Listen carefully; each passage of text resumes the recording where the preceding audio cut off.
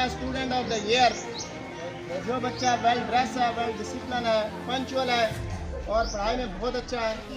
जिसने कोई छुट्टी नहीं की और क्लास में आता रहा, उसने बहुत अच्छा परफॉर्म किया है, उसके लिए मैं सबसे पहले रिक्वेस्ट करूँगा सरबराह इदारा शहंशाह मदरसा साहब मोहम्मद अकरम साहब से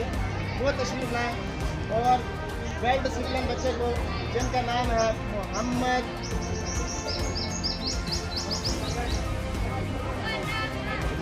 मोहम्मद नफीस अकबर, क्या रहा है?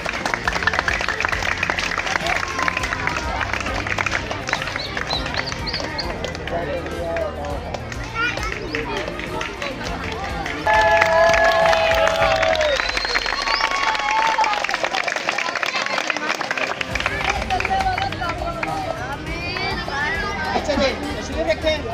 इंतजार करेंगे खत्म हुई। आप सब मुस्कुराते चेहरों को मेरी तरफ से बहुत बहुत